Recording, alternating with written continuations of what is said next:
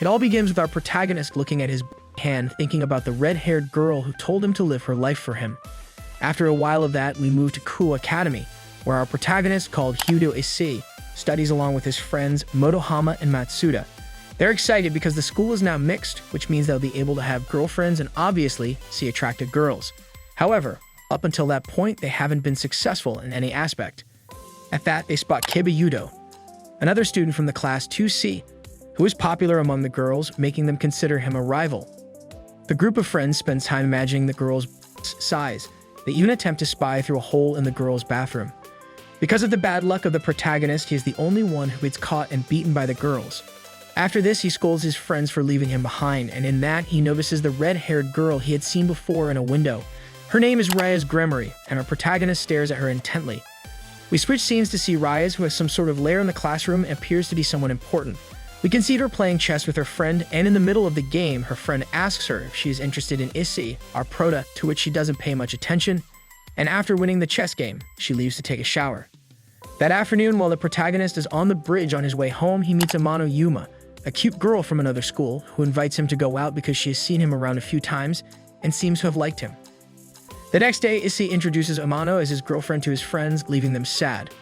Later, the girl invites him on a date on Sunday, which he obviously accepts. When they leave, we can see that Issei was being spied on by another girl, who reports everything to Rias. Sunday arrives and they have a normal date until night falls. At that, Amano asks the protagonist for her, leaving him confused. Suddenly, the girl transforms, revealing a pair of wings and a lance, hitting him with it. Before leaving, she tells him that she just followed the order to kill him, this because he has the sacred gear. The protagonist falls, and while thinking about Amano's, he remembers Rias while looking at his hand. At that moment, the red-haired girl appears. We can see her with wings too, and she asks him to live for her, reminding us of this in the scene at the beginning of the chapter. The next day, Issei wakes quickly due to his alarm, thinking it was all a dream, but upon arriving at school, his friends don't remember Amano. Even the data of her or the photos he had about her on his phone is gone. This leads to them mocking him until Rias appears, leaving everyone stunned by her beauty. As night falls, his friends invite him to watch an Eke series. However, the protagonist doesn't feel well in the middle of the meeting, because when they turn off the lights, he can see everything as if it were daytime, so he decides to head back home. On the street, he realizes that he can see clearly in the darkness. He even feels much stronger and can hear from a long distance. He finally arrives at the park where Amano killed him and suddenly feels someone or something speaking to him. When he senses that it will attack him, he makes a huge jump and manages to escape. The entity chases him with its wings and warns him that it will kill him. But just as it's about to do so, Rias and her companions appear to protect him. The entity introduces itself as Domashik, and it seems to be a fallen angel, and says that he has to kill the protagonist, but retreats in the face of the girl's threat. After this, Rias sees Issei badly, so she assures him she won't let him die and proceeds to help him. The next day, the protagonist wakes up thinking that he had very strange dreams lately, but then he realizes he has no clothes. Seconds later, he notices that Rias is sleeping next to him, and when she wakes up, she introduces herself as a demon and claims to him that he is her slave. The protagonist is confused and doesn't understand the situation because he believes that he has lost his body with Rias and doesn't remember it. In that, his mother is about to wake him up, and upon entering his room, she sees him in a compromising situation with Rias. The boy tries to cover her with a blanket, but his mother notices her. Rias explains to Issei that she was able to heal his wound all the night using her magic, and to do that, they both had to be with no clothes and embrace each other. Issei gets excited by what she said, but the girl clarifies to him that he is still a... Yeah, poor Prota. She also reveals that he is now a demon and that she is his owner from now on. Later, they arrive at school and everyone wonders why Rias is with Issei, causing jealousy among his friends. The protagonist brags to his friends that he saw the girl's and in that, she tells him that a messenger will come for him later, so they separate. Later, Rias meets with Sauna, her childhood friend, and explains to her that she considers Issei as a younger brother. At school, Issei is taken by Hyoudou, which causes complaints from all the girls because they consider the protagonist a... After that, they enter the Occult Research Club together, where they meet other club members including Komeko and Akeno. In that moment, Rias appears and explains to the Prota that they are all demons who are being attacked by angels of God and fallen angels. Rias shows the Prota a photo of him with Amano and explains that the girl is a fallen angel and using magic she made him forget her. Rias also explains that the mission of Amano was to kill him due to the fact that he has the sacred gear, a power that can destroy all the angels.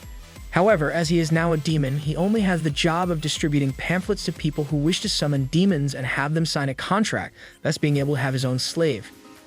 Issei plans to distribute the pamphlets and in that tries to seal a contract with Kaneko, but he doesn't have the ability to teleport through portals, so he has to use his bicycle to search for other people. After a long ride, he arrives at the house of a man who summoned Kaneko already, so the Proto tells him that he is a friend of Kaneko, but the man doesn't believe him at first. For this reason, the protagonist starts crying, which eventually convinces the man to let him in his house. Once inside, the man asks him to demonstrate his powers, so Issei attempts a maneuver based on his favorite program, but it doesn't work. For his good luck, they both ended up debating about that program called Drago Soball, an obvious reference to Dragon Ball. After all of this, the boy returns home after failing his mission, and in that, another fallen angel appears and tries to kill him. But he manages to remember the words of the red-haired girl, so he concentrates and activates his sacred gear, defeating the angel easily. He then returns to the club and tells Rias about what happened, but ends up being scolded by her. The next day, Issei goes to class worried about whether the red-haired girl is still angry, and on the way, he encounters a nun lying on the ground, which leaves him confused. Seeing the girl on the ground, the protagonist feels a brief excitement, but quickly forgets these impure thoughts and decides to go to help the girl get to her feet. The nun asks him for help because she's lost, so Issei agrees to take her to the village church. Along the way, they come across a boy who has scraped his knee, and the nun heals him with a special power. Issei senses that this could be a threat. Finally, they arrive at the church, and the protagonist experiences a strange sensation upon seeing the nun again. Then she introduces herself as Asia Argento, and they both agree to go out on another occasion. Later, upon returning to the club, Rias explains to Issei about the exorcists, who have the job of free the sacred gear of the boy, the one capable of destroying demons, and that what he felt before in the church was a warning of what could happen if a war between God and demons were unleashed. Later, a rogue demon is identified, so Rias and the others decide to confront it. The red-haired girl teaches the Proto how demons fight. She says to him that they fight using chess pieces. It means playing chess. She is the king in the game, while Hyoudou is the knight, Kaneko is the rook, and Akeno is the queen. In the middle of the fight, Issei, using his sacred gear, manages to defend Rias from a surprise attack of the demon. Eventually, the girl defeats the demon and reveals to Issei that he is considered a single pawn, a foot soldier in the demon's chess game. Afterward, the protagonist attempts to form a contract with Kaneko in order to rise in the demon hierarchy. However, upon arriving at a house where he plans to do so, he realizes that he has fallen into a trap. This because a priest exorcist named Fred Surson tries to kill him. But at that moment, Asia appears to protect him, reminding him that he is a demon. Issei defends Asia and battles the priest. However, the battle is interrupted when the Gremory clan appears to protect the protagonist and regrets not noticing the trap earlier. Just then, they detect the presence of fallen angels nearby, which forces them to return to the club through a portal. Issei refuses to leave because he doesn't want to leave Asia behind, but since she is not a member of the family, she cannot enter the portal, so they end up leaving her behind. At the club, we see Issei being healed by Rias, who has no clothes but acts naturally in front of him. In that, she explains to the Proto that the renegade priest also turned Asia into a renegade, and they are both now slaves of a fallen angel. The protagonist, after hearing this, feels guilty and weak for not being able to save the girl, so he decides to start rigorous training. One day, while training, he encounters Asia in a park, and they decide to spend time together. They have fun throughout the day, sharing laughter and interesting talks. The girl, who is the nun that he previously met, tells him how she discovered her powers and became a renegade, expressing her desire to have friends to spend time with. Issei assures her that they are friends, but just at that moment, the time of happiness is interrupted when Amano, the nun's master, appears, demanding that she return with her. Asia confesses to the protagonist that she actually ran away from her master, sparking a confrontation between Issei and Amano. After this, she reveals that the device on the protagonist's arm is just an enhancer of his power, as his true power is destructive. Unable to defeat the girl, Asia decides to surrender herself to save Issei. Before leaving, Amano tells the girl that the ritual of tonight will remove all her pain. Sad and with tears in her eyes, the nun bids farewell to the protagonist as they disappear slowly. The protagonist laments his weakness and returns to the club, where he is scolded by Rias. Issei asks to be released from the Gremory clan so he can rescue Asia, but his master explains to him that as a pawn, he is the strongest one, because he can adopt the characteristics of any other member when entering enemy territory. When Rias and Akeno go on a mission, the protagonist tries to go alone on her way to rescue the nun, but Hyoudou and Kaneko decide to accompany him. This is how they head to the church where Asia is located, facing Fred along the way. On the other hand, Rias and Akeno distract Middle, while Domashik and another angel prepare for the confrontation. Akeno uses her power to seal the forest and prevent them from escaping. In the church, the boys confront Amano and see how Asia is tied to a cross with green lights. In that, Amano tries to extract her sacred gear, putting Asia's life in danger. The situation becomes increasingly intense when Amano absorbs Asia's sacred gear and leaves Asia on the verge of... Issei runs to rescue her, but is confronted by several priests who appear to attack him and try to stop him. However, Hyoudou and Kameko help him get to the girl.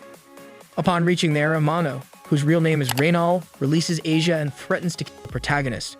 Despite being the girl thanks him for their friendship before passing away.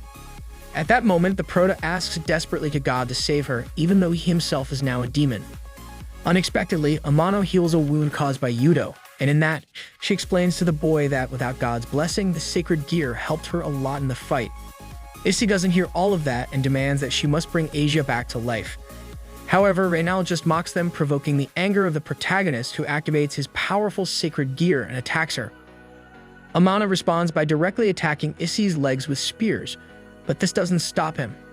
The protagonist starts calling for help from Satan as he's a demon and pulls the spears out of his legs, and his power increases, transforming the artifact on his arm into a metallic claw.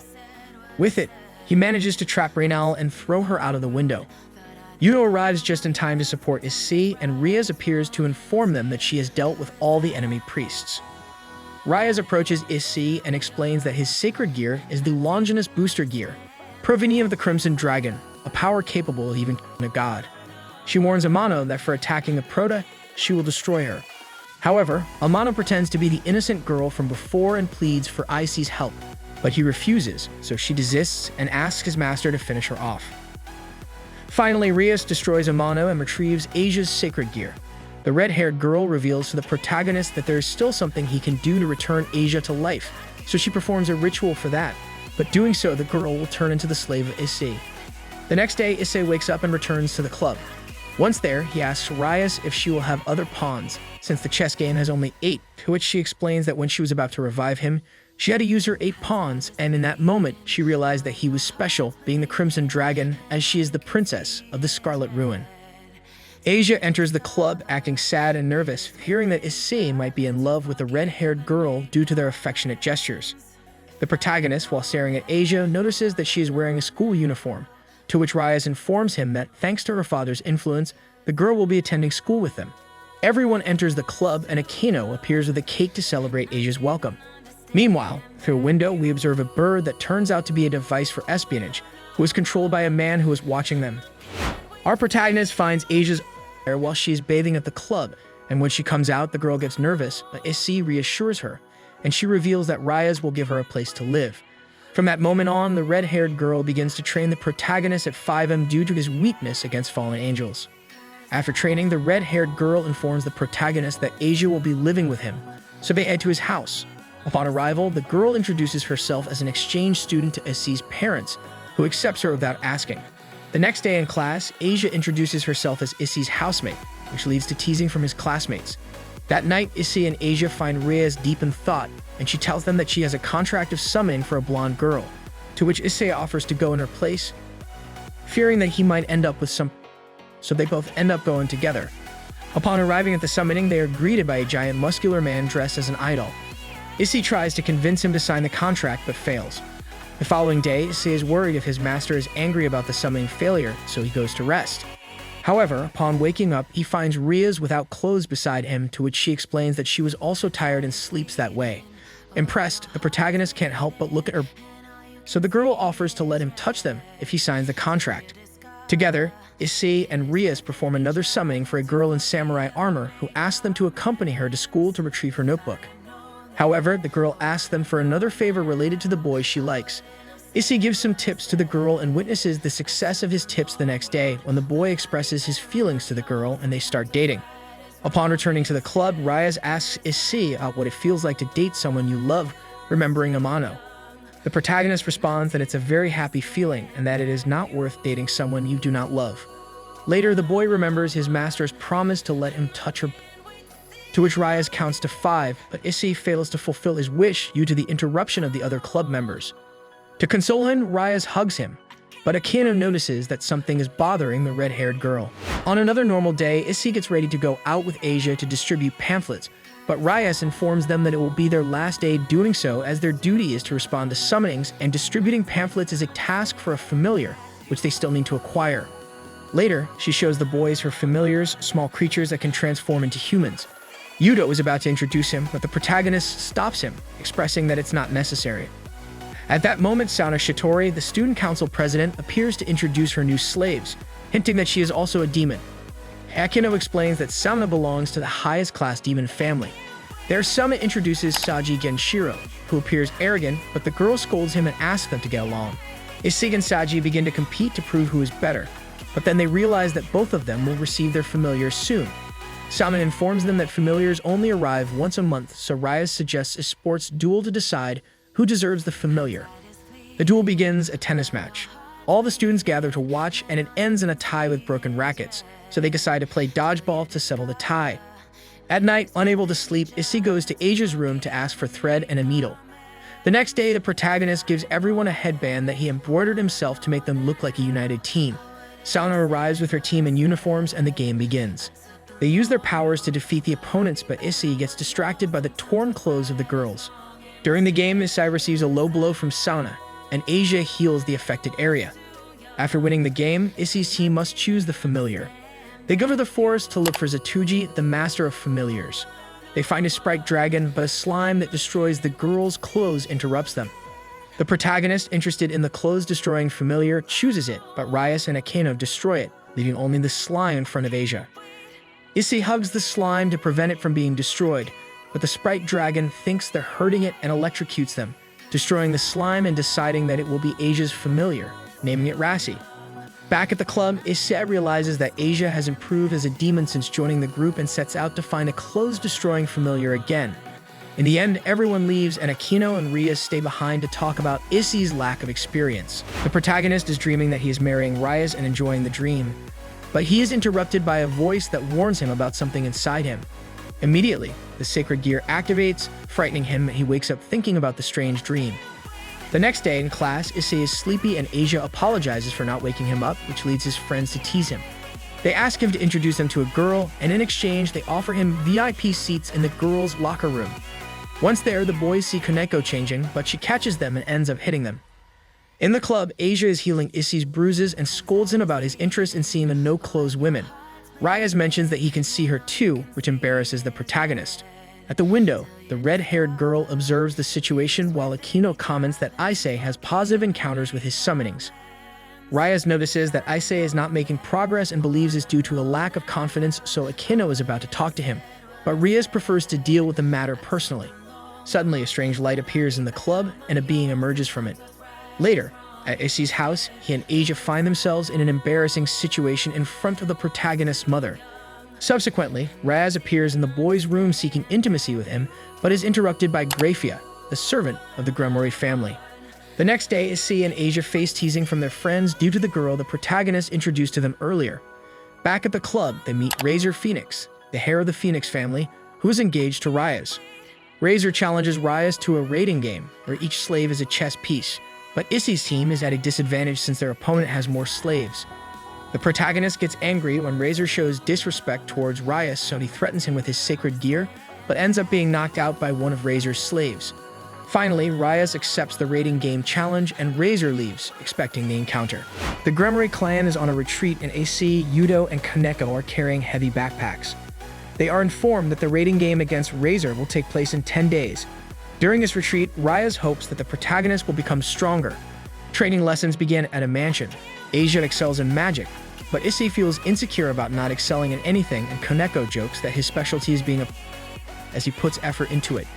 Thanks to this, the protagonist discovers that imagining the girls with no clothes unleashes his magical power.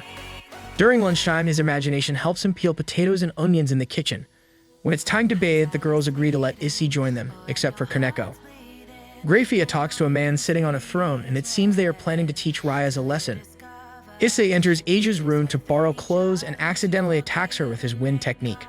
The next day, Rias explains to them about the war between demons, fallen angels, and angels of God, as well as the importance of the raiding game. There, the protagonist apologizes to Asia and tells her about his ability to unleash his magical power by imagining the girls with no clothes. Meanwhile, Rias writes a war plan, but the protagonist confesses to her that he loves her and likes her for who she is. The red-haired girl is moved by this, so she promises to give him more confidence. During training, Rias has Issei and Hyoudou spar. The protagonist displays great power by shooting a beam, and the red-haired girl confirms that he is truly strong and that the victory in the raiding game depends on him. It's the night before the battle, and the protagonist is determined to win. At that moment, Asia enters his room dressed as a nun and asks to stay with him due to her fear of the battle. Issei reassures her, promising that they will always be together. In the club, Rias explains that Samana and the vice president of the student council will oversee the battle, and she mentions that Satan will be observing the raiding game. The red-haired girl reveals that Surzek's Lucifer, Crimson Satan, is actually her brother. When he was killed in the last war, he took over the position of the Gremory family. A magic circle transports them to a parallel universe where the battle will take place. Each team has a base, and the pawn that reaches the other team's base can become a queen. Rias assigns tasks to her team and decides that Asia will stay with her to heal everyone, while Issei rests his head on her lap to calm down. After completing the leader's orders, Issei and Kaneko face Razor's rook and pawns. Kaneko deals with the rook while Issei fights the pawns using his special power that destroys their clothes. However, Rias orders them to retreat when they are at a disadvantage. Hyoudou confronts other pawns of Razor in a trap, while Issei and Kaneko continue advancing. At that moment, an explosion launched by Razor's queen directly hits Kaneko, leaving her clothes torn. The protagonist rushes to support Kaneko. Suddenly, a light envelops the girl, who in a cry of pain disappears, leaving him alone with Razor's queen. Akeno appears and offers to face the queen, while the red-haired girl orders Issei and Hyoudou to distract the rest of the pieces. As they advance, Rias and Asia reach Razor's base, where he was waiting for them. Meanwhile, Hyoudou battles against the opponent's knight, and the protagonist faces a pawn, who turns out to be Razor's younger sister. Issei manages to incapacitate the pawn with his power, but after that, he sees his master and the nun in danger on the rooftop of a building. This is why Issei asks for help from his sacred gear and transforms, gaining a new ability to enhance another sacred gear. Thus, the protagonist manages to incapacitate all the enemy pieces and save the girls. Meanwhile, Akeno confronts Razor's queen, but she uses Tears of a Phoenix to regenerate and defeat Akeno. Rias doesn't give up and mentions that she still has 2 members on her team. However, the queen incapacitates Hyoudou with a single blow. It's then that Issei enters Razor's base and is promoted to queen, determined to help his master. In an attempt to protect Asia, the protagonist takes a hit from the queen, but fortunately, he is not incapacitated. When Issei prepares to attack Razor with all his power, he falls from the roof, weakened and exhausted. His magic has run out, and the sacred gear has consumed his energy. Razor takes this opportunity to attack Issei, but just at that moment, the red-haired girl intervenes and surrenders, losing control of the sacred gear. Finally, the battle ends with Razor as the winner. Issei is in a dream where he hears the voice of the Dragon Emperor, Drade Welsh Dragon, who tells him that he has not yet used all his power and must do so to face the white enemy. Upon waking up, he finds Grafia explaining what happened and that Rias, along with the other club members, is at the engagement party with Razor in the underworld. While Asia tends to the protagonist, Grafia gives him a magical seal so he can go to the underworld, as Satan found him interesting and asked her to rescue his sister. In the underworld, Rias is dressed as a bride, and the party is in full swing when the protagonist appears to stop it. The club members help him confront the guards and reach his friend. Rias' older brother, Lucifer, appears and proposes a duel between the Phoenix and the Dragon, which they both accept, and Issei asks that his master return if he wins. During the battle, Issei's arm with the sacred gear transforms into armor that grants him great power, but he can only use it for 10 seconds. The protagonist sacrifices his arm in exchange for obtaining all the power of the Dragon Emperor. Despite his destructive blows, Razor seems resilient until the boy uses a crucifix that, thanks to his sacrifice, no longer harms him as a demon. When the 10 seconds run out, the armor disappears, but Issei continues to fight valiantly. He uses a bottle of holy water to weaken Razor, and with the help of the learned strategies, manages to defeat him. However, Razor's sister intervenes and stops the fight, declaring the protagonist as the winner. Rias and the others hold him up as he falls. After the battle, Issei returns to the club on a griffin alongside Rias, who ends up kissing him. We see Issei chasing someone in a building while elsewhere. Asia is with Kaneko and Akeno. The latter is surprised by an insect that ends up colliding with her chest. Back to the protagonist, the fugitive reaches a balcony where Rias intercepts him and identifies him as Maverick, a rogue demon who will be exterminated. Hyoudou stops him, and the demon is sent back to the underworld by Akeno. The next day at school, Issei reflects on what happened while his friends tell him that many girls are not attending classes because they got sick, and he believes it's because they have large breasts. Upon arriving at the club, Rias and Asia attend to him with food, both trying to outdo each other. Grafia appears and reveals that Maverick was an alchemist who created a chimera release in the city, possibly causing the illness. At night, Hyoudou and Kaneko discover a giant plant in the forest that releases a dragon. This monster drains the life energy of the girls through their bodies, leaving them unharmed. The team starts fighting against the plant, however, it manages to trap the girls. Then it starts draining their powers, but it prefers girls with large breasts, which frees Asia and Kaneko. Grafia reveals that Maverick created the monster with the goal of making the girls grow and making men happy. The protagonist admires this idea, so he refuses to attack the monster until Rias motivates him by promising that he can do whatever he wants with her and Akeno's if he defeats it. Issei agrees and with Rias' help destroys the monster. However, the red-haired girl denies him the prize, claiming he has been naughty, and Kaneko buries him headfirst in the forest, leaving him as punishment. Asia and Issei present Rias with a request to observe how the other team members carry out their duties as demons. Accepting the request, the president warns them that no one will help them with their tasks. They begin by visiting each member in their tasks and discover that Kaneko is an expert in video games, Hyoudou cooks for an executive, and Akeno gives foot massages to an important president. Rias explains that these are roles demons perform in times of peace, so she decides to invite them to a museum. At the museum, they come across an ancient Egyptian coffin, and a scientist tells them that several have died trying to open it. According to an inscription shaped like only a demon woman with large breasts can awaken the mummy inside. Rias accidentally opens the coffin, and the mummy possesses Issei. This entity asks them to help break 3 curses so that its soul can rest in peace. For the first seal, Rias dances and breaks it. For the second, she asks Kaneko for a kiss, but she rejects it and accidentally kisses the protagonist on the cheek, thus breaking the second seal. Issei struggles to prevent the mummy from breaking the final seal, which requires rubbing its face against Akeno's. However, Issei is captured and threatened to destroy himself unless Hyoudou and he don't approach. With Rias' permission, the protagonist uses his hidden technique to free the girls and destroy the bandages. Finally, they destroy the mummy. Back in the club, Asia and Issei reflect on what they've learned, but Rias receives a new request to open a Chinese coffin, which she rejects and passes on to another member, leaving Issei frustrated. Issei wakes up, and the first thing he sees is Rias' face. As he tries to reach out, she wakes up and starts pampering him, offering to do whatever he wants. However, their intimate moment is interrupted by Asia, who wakes them up for their morning training. Later, Rias prepares lunch for Issei's family. His parents compliment her, and Issei's mother expresses joy in having her around as she helps with everything. Asia feels a bit down during this situation, sensing that she doesn't receive as much praise as the president. At school, while Issei contemplates his plans with Rias for the next day, his friends bring up rumors about his interactions with all the club members, including Hyoudou.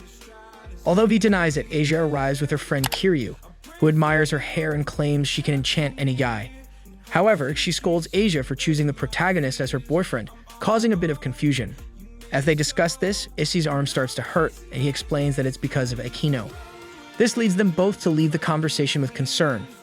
In the club room, Akeno appears drenched after a shower, explaining to Issei that to heal his arm, they need to extract the dragon's magic from him.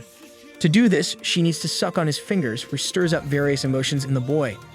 After the process, she hugs him and confesses that she thinks she's fallen in love with him due to their battle against Razor. However, she quickly departs to avoid affecting Issei and Rias' relationship. Later in the club room, Rias congratulates Asia for securing 3 contracts as a rookie, while Issei has yet to achieve any, prompting the president to warn him that he needs to obtain contracts to rise in rank. Back at Issei's house, his mother shares a photo album from his childhood, evoking a mix of excitement and embarrassment. Hyoudou notices a photo of Issei playing with a boy, both holding a sword. Issei explains that the boy was a neighbor who went abroad, although he can't remember his name. The blonde boy tells him that the sword is sacred and expresses gratitude for Issei sharing the image. Later, Issei heads to sign a contract and arrives to meet a mysterious man. Not paying much attention to the explanation, the man offers him water and ends up giving him a painting in exchange for his soul. Returning home, Rias calls Issei, and they meet at an abandoned factory to face a rogue demon. Rias instructs Issei, Kaneko, and Hyoudou to enter the building and extract the demon while she and Akeno attack from outside. Issei notices that Hyoudou is distracted, as is the demon, which almost costs Issei and Kaneko their lives. Ultimately, they defeat the demon and Rias gives Hyoudou a slap, asking him with concern what's bothering him. However, he leaves without offering a clear explanation. Issei follows him, worried, and Hyoudou explains that he remembered his mission to destroy the sacred sword Excalibur before leaving. In Issei's room, Rias and Asia explain that Excalibur is the most powerful sacred sword, capable of harming a demon with just a scratch, potentially destroying them.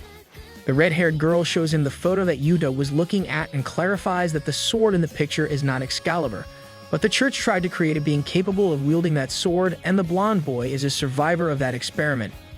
After the explanation, Rias undresses to sleep with Issei, triggering a rivalry between her and Asia for his attention.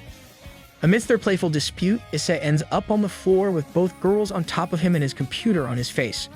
Elsewhere, a church with two individuals entering suggests that they will meet Issei in that town, as one of the individuals is a girl who was in the photo with him when they were children.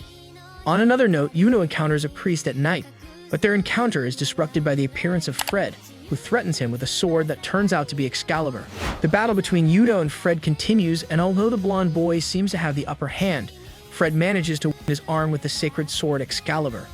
Then Fred receives a call through a magic circle and leaves, leaving Hyoudou behind. The next day, Issei wakes up next to Rias and Asia, both of them unclothed and sleeping by his side. The girls wake up and head to prepare breakfast. Meanwhile, Dre, the dragon in Issei's left hand, warns him about the presence of the White Dragon's wielder, with whom he's destined to fight. Determined to become the Harem King, Issei consults Dre, who informs him that one of his powers is to hypnotize people, and those who have wielded his power have always been surrounded by many women. Excited, Issei asks for Dre's help to touch Rias', although the dragon warns him to be cautious of the detected presence. At school, Issei notices the presence of two individuals who appear to be priests carrying a sacred sword, which worries Suma. In the club room, Hyoudou is absent, and Rias explains how she turned him into a demon. The blonde boy turns out to be one of the boys created to wield Excalibur. The sword had been destroyed, and from its remains, 7 more swords were created. However, as a failed experiment, all the boys were killed, and Hyoudou was the only one who managed to escape, barely alive and thirsting for revenge. Rias decided to turn him into a demon. Later, Sana arrives at the club and requests a private conversation with the president. The others leave, and on the way back home, Kaneko expresses her concern to Issei about Hyoudou, leaving him reflecting on how they all became demons. Meanwhile, Samana and the vice president take Akeno and Rias to a sauna, where they feel safe to talk. There, they discuss the church members they have seen wielding the sacred sword and searching for it. At that moment, the president realizes something and hurries to leave. As Issei and Asia are about to reach home, they feel a chill similar to what they felt when they encountered Fred, which scares them and makes them run to their house, believing he has attacked their family. Inside the house, they find their mother laughing with the two church members. One of the girls introduces herself as Shido Arena and reveals to Issei that they used to play together in their childhood, surprising Issei, as he always thought Arena was a boy. After a brief conversation, they leave. The red-haired girl arrives frightened and apologizes for them, revealing that the church members know they are demons but kept it hidden from their mother. Classes pass, and in the club room, all the clan members gather except for Hyoudou. Along with Arena and Zenovia, the other priestess who wields the Excalibur of Destruction. They explain that 3 of the 7 sacred swords have been stolen by fallen angels, and they want to ensure that Rias isn't assisting them. Despite her anger, the president denies any involvement with the fallen angels. As they leave, they see Asia and begin to call her a witch, threatening to kill her to free her from her sins as a demon. This angers the red-haired girl, but Issei stands in front of them and challenges them. Seeing they don't want to fight a weak demon, Hyoudou appears and joins the challenge, starting an unofficial battle. The fight begins, and Rias explains to the girls that while a cut from those sacred swords can cause great pain to demons, Hyoudou's speed helps him evade them. Even Issei can take blows on his left arm since it's not demonic, but of a dragon. Towards the end of the battle, both Issei and the blonde are defeated due to their lack of control. Issei's and Hyoudou's desire for revenge. As the priestesses are leaving, Rias asks them if they know who stole the swords. Zenovia replies that it was the Gremory family, which alarms the red-haired girl. Zenovia warns them that they are walking into their doom. At that moment, Hyoudou, still on the ground, tells them that Fred has one of the swords. They thank him and ask them not to interfere, then leave. Next, we move to the club room, where the blonde boy is leaving against Rias' wishes. We see the abandoned church, where the priestesses are staying and taking a bath. Zenovia scolds Arena for spending all her money on a painting, and they discuss how to get food. Later at school, Kiryu tells Issei's friends in Asia that they're going to karaoke since she overheard them talking about it. Saji appears to compliment Asia, and as he leaves, Issei realizes he could be of help. So he calls him and explains the situation and his intention to destroy the sacred swords. Saji decides to leave, fearing his president's anger, but Kaneko catches him and expresses her desire to help as well.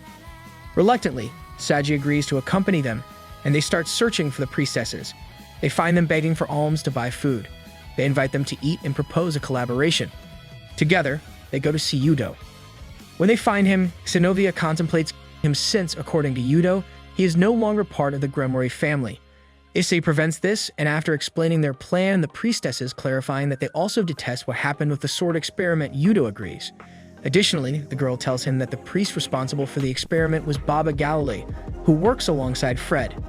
As the priestesses leave, Hyoudou asks his friends not to get involved in the fight, explaining that his revenge stems from the fact that when the experiment failed, that priest ordered the killing of all the children involved, his friends who sacrificed themselves for Hyoudou's escape, even though he died in the end as well. This inspires Saji to fight alongside him. Issei and Kaneko assure Hyoudou that they are family and will never let him fight alone, persuading him to accept their help. Inside the salon, Rias is with her, discussing Hyoudou and how she will continue to look out for him as he is still part of their family. Suddenly, holograms of the two family heads appear and inform them of a problem. Next, we see Asia appearing in Issei's room, dressed in a senior's costume Kiryu gave her to cheer him up. Issei explains that he can't be down because his friend needs their help. He asks Asia to take off the costume since he's getting motivated in a different way. Finally, Issei has another summoning from a client who only wanted to have a drink with him, but this time it's to go fishing. He leaves his house under this pretense, but he cancels the summoning along the way to meet up with the guys and the priestesses. Later, we see the client accepting a cancellation. Beside him is a man, and the client asks him if he'll accompany a lonely man, leading to both of them smiling. The group prepares to search for those who stole the holy swords, and they all disguise themselves as priests before splitting up to begin the search. Before doing so, Xenovia informs the protagonist that the white dragon has already awakened, which worries him. On their way, Hyoudou has an idea of where the holy swords might be hidden. This leads them to a factory where they had previously defeated a rogue demon, and they encounter Fred, who wields the holy sword Excalibur rapidly, the sword of celestial radiance. He starts fighting against Hyoudou, and at that moment, Issei charges his sacred gear, but he needs help to transfer his power to the blonde boy. Saji uses his sacred gear to create a rope and ensnares Fred by his leg. Then, Kaneko hurls the protagonist towards Hyoudou, allowing him to pass on his power and multiply his swords around Fred. When Fred seems unable to withstand all the swords, Valper Galilee appears, advising him to use the energy from his body to fuel the power of Excalibur. The man follows the advice and breaks Saji's rope, attacking Hyoudou directly. At that moment, the priestesses arrive, and the man suggests it's better to escape, so Fred throws a flash bomb and both of them vanish. However, the priestesses and Hyoudou chase after them. Later, Sauna and Rias, accompanied by their queens, demand explanations from Issei and Saji.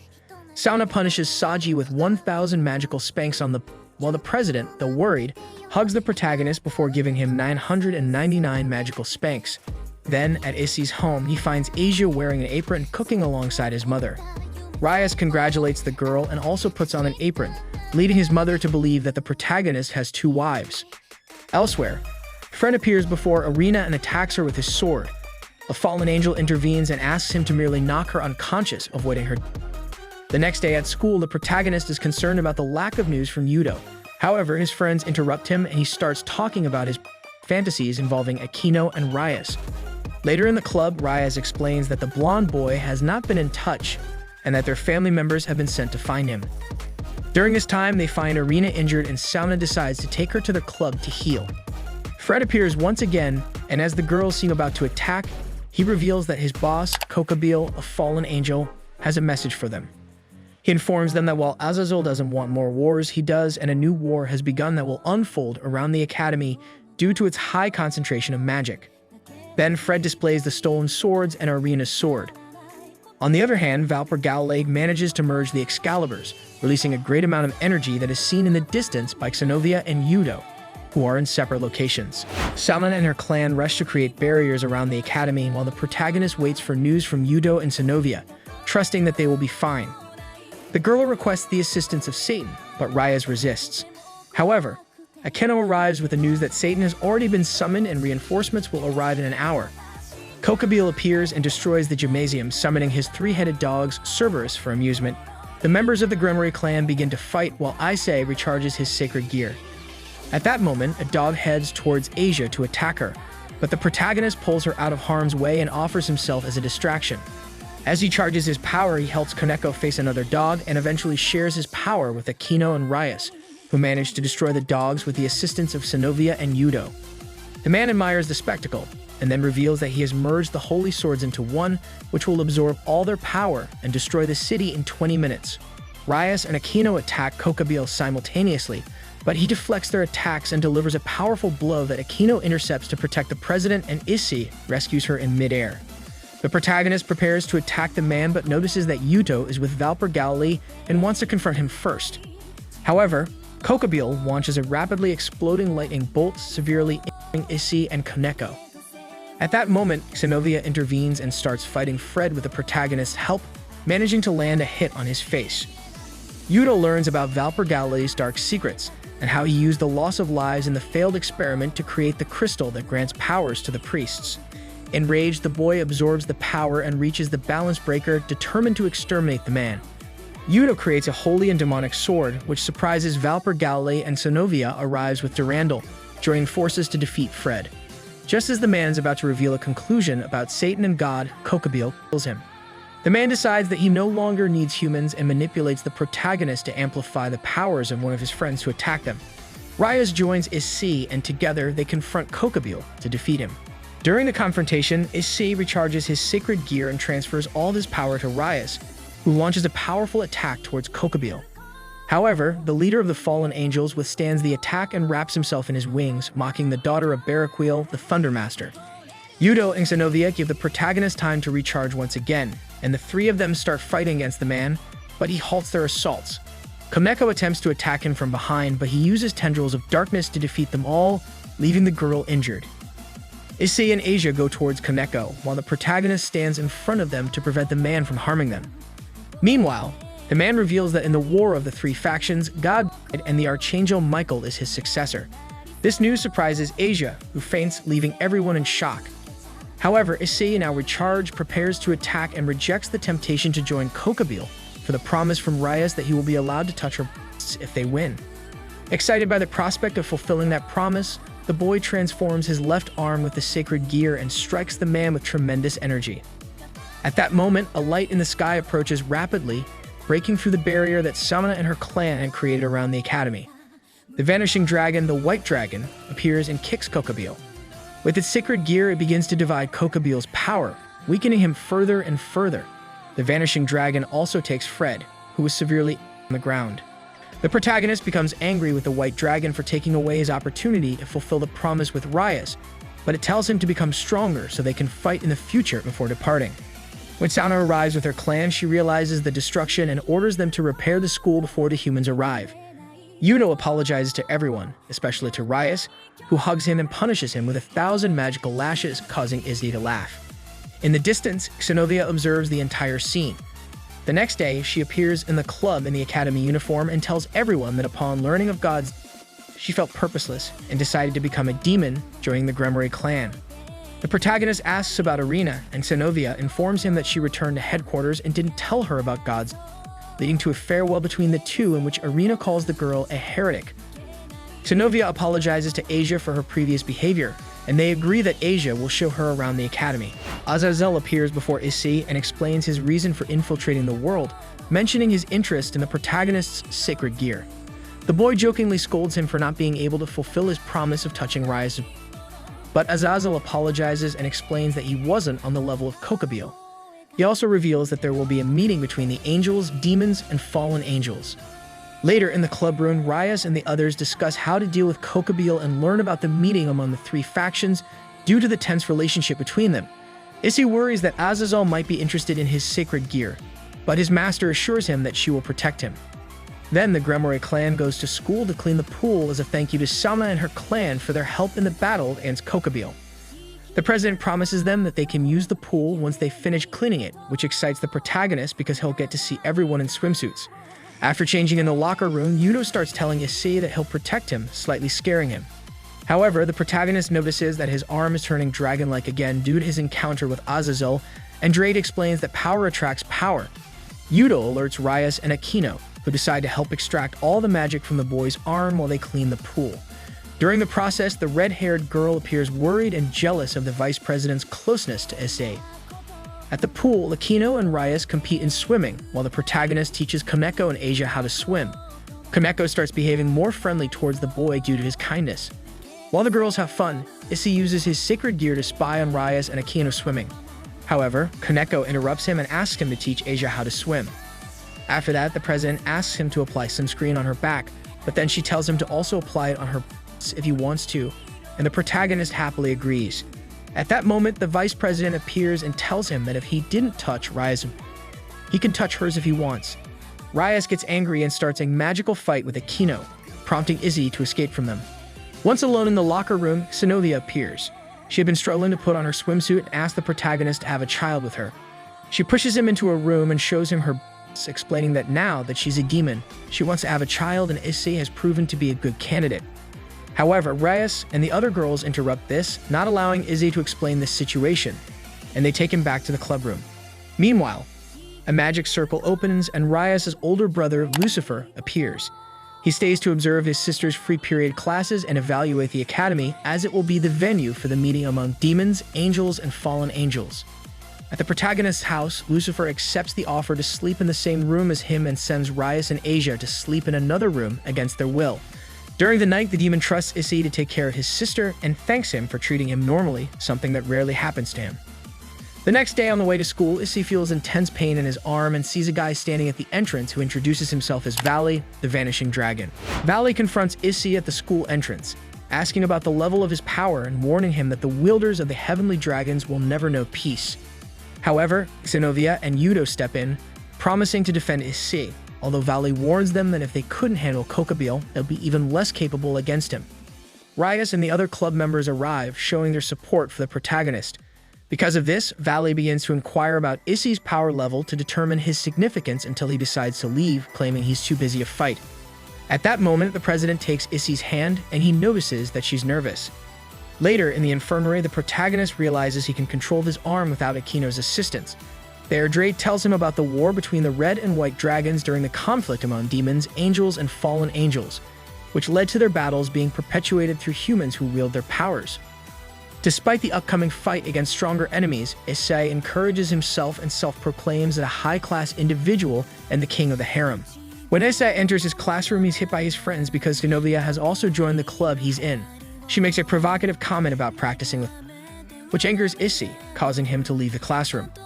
Later, the protagonist encounters Rias, Akeno, and Sauna, who seem worried about the open classes since Sauna is the daughter of Leviathan.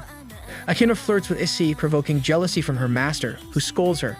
Later, at the protagonist's house, Rias and Asia suggest bathing together with him, leading to a competition for Issei's attention in the bathtub.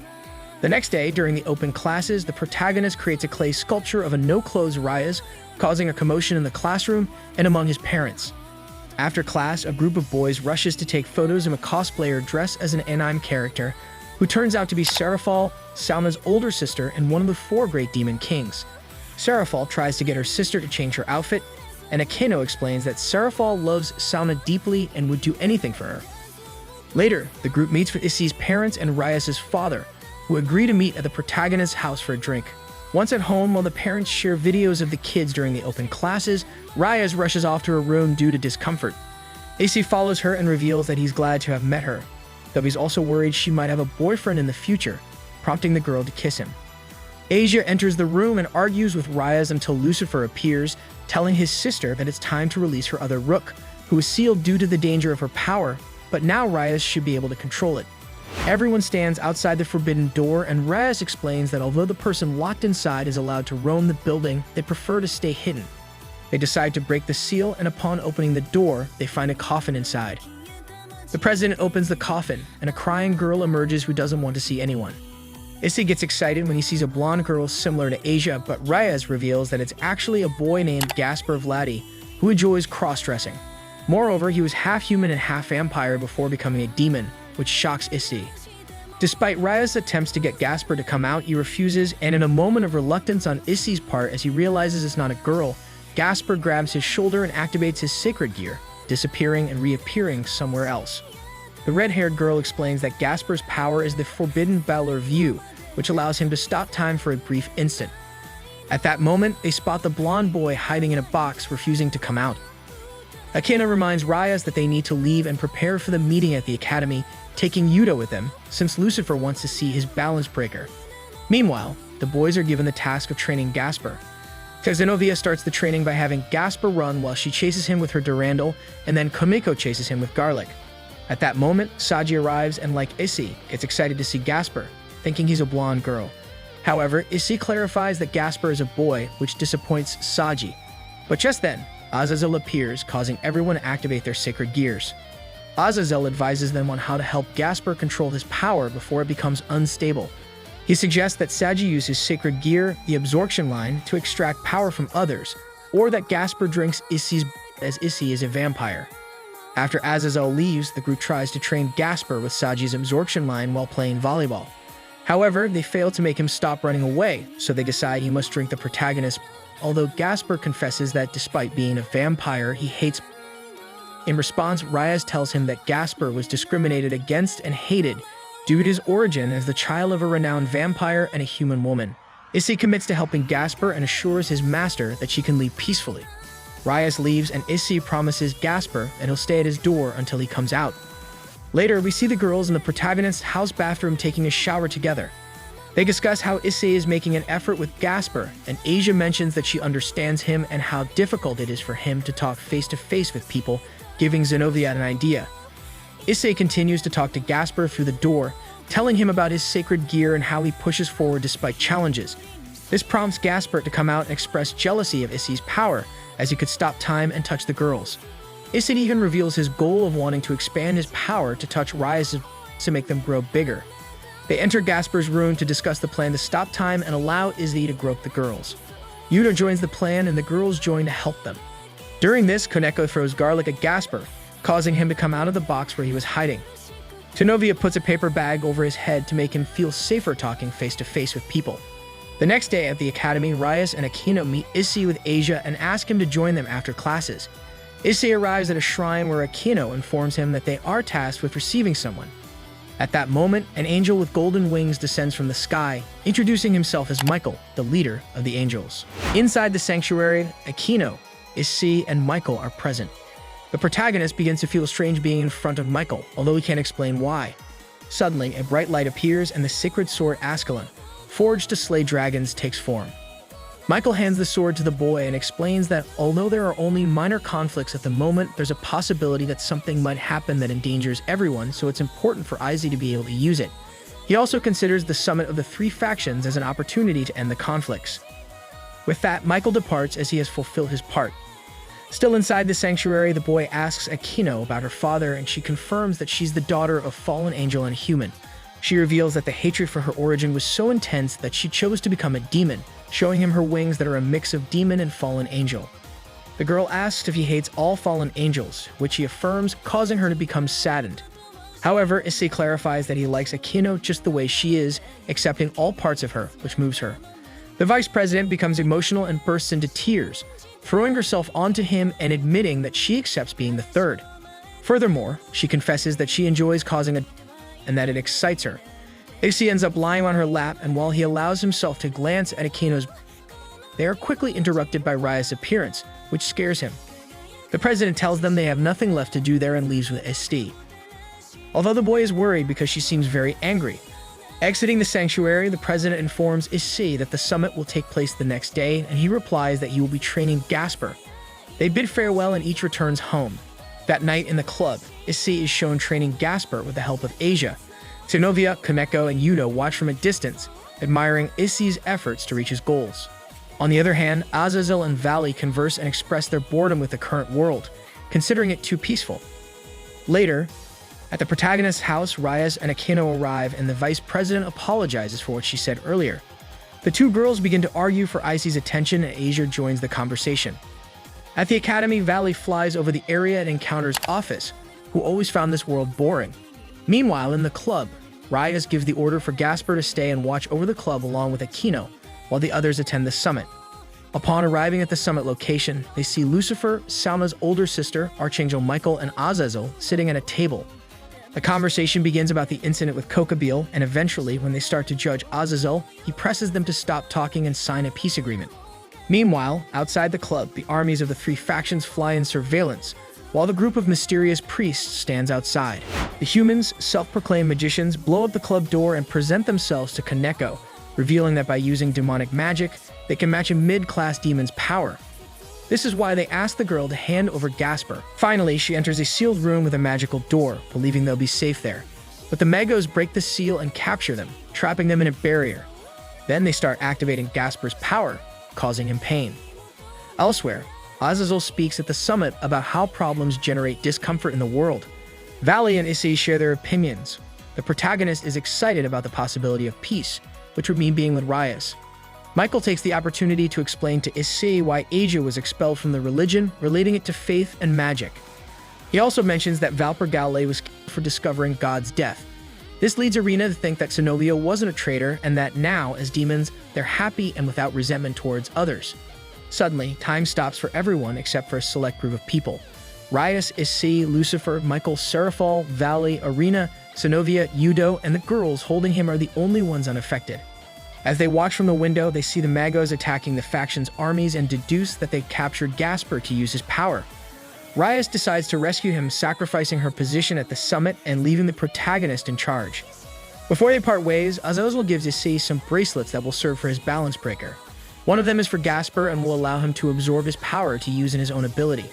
Back in the hall, Kateria Leviathan appears, a descendant of the Leviathan clan, who wishes for the war to continue. The man confronts her and discovers that someone is manipulating her. Meanwhile, Rias and Issei continue to search for Gasper and finally find him. They encourage him, and the protagonist summons his sacred sword, preparing himself to provide the boy with his, allowing him to unleash his full power. Issei takes the opportunity and launches his final attack, freezing the Magos in time and revealing that they are all women. Finally, Issei puts the bracelet on Gasper, and together, they join forces to finish the fight. The battle reaches its climax as everyone defends the base and fights against the magicians. Gasper is left under Lucifer's care, but he also feels the need to help his friends, so he removes the bracelet, unleashing his full power. After Gasper's power is released, time is restored, and the magician's portal is broken, leading to the continuation of the fight. In the midst of the battle, Azazel reveals his new artificial sacred gear, the Fallen Dragon, achieving a balance breaker and sacrificing his arm to defeat Kateria. However, the peace doesn't last long as a lightning bolt strikes Azazel, and he realizes that Valley has been the traitor all along. Valley confesses to being a part of the Chaos Brigade and being allied with Ouroboros, the most powerful and feared dragon, with the goal of stealing the Demon Lord's throne. He is a direct descendant of the original Demon Lord, the son of him and a human. A battle between Valley and the protagonist ensues, where Valley challenges our hero, despises him, and threatens to kill his parents and friends. Issei achieves his balance breaker, and although he is initially overpowered, he finds the determination to keep fighting. The protagonist decides to absorb an orb from Valley's sacred gear into his other arm, obtaining both sacred gears and attacking with greater strength. Valley attempts to reduce reality to affect Issei, but he resists and continues the fight. Just as the protagonist is about to deliver the final blow, Baeko from the Sun Wukong clan, descendant of Son Goku, and a member of the Chaos Brigade, appears and asks Valley to withdraw for a deity battle elsewhere. Valley bids farewell, hoping to face Issei in the future. Finally, calm returns, and Michael gives Asia and Zenobia, at Issei's request, the ability to pray without causing pain. All is at peace, and the angel departs to inform the others. The next day at the club, Azazel arrives with an artificial arm and announces that he will be our advisor. By Lucifer's request, he will assist the protagonist in harnessing his sacred gear. Additionally, the student council president accepts this decision so that her sister doesn't have to attend that school. Lucifer has ordered all the girls in the club to live with Issei to strengthen the team's bonds. At school, Azazel watches the boys and reflects on the protagonist and Valley, considering that both have pure desires and that the world continues to turn even without divine intervention. Asia is attacked by a demon who specializes in stealing girls. All the members of the Gremory clan appear and start fighting against the demon, although in the end the demon manages to capture the girls. However, a mysterious priest arrives at the right moment and with a holy sword destroys the demon. Surprisingly, this priest turns out to be Arena, who who has reunited with the Gremory clan. After the battle, Irina explains that she has come to search for the legendary sage responsible for stealing the girls. With the help of a hologram of Hyoudou, they discover that Gasper has found a place with a strong concentration of magic. The group heads to the location and finds a door sealed with magic. Akeno opens the door while Rias orders some members to stay outside and keep watch. They go down some stairs and find the sage with all the stolen, using it for a strange experiment.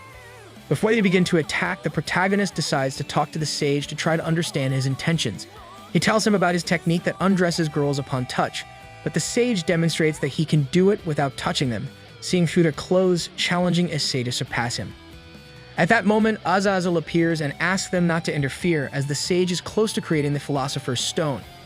The experiment unfolds and the sage reveals his desire to become, but he needs more energy, so he requests to see the of one of the present girls, and Kaneko shows him Gasper's, causing the sage to lose control and transform into a giant demon in the form of.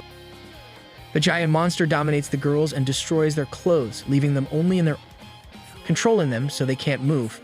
The protagonist desperately tries to use his technique to defeat it, but the demon subjects him to the same fate as the rest of the girls. Finally, Azazel suggests to Issei to use his technique, and he decides to attack the demon with his ability, defeating it completely.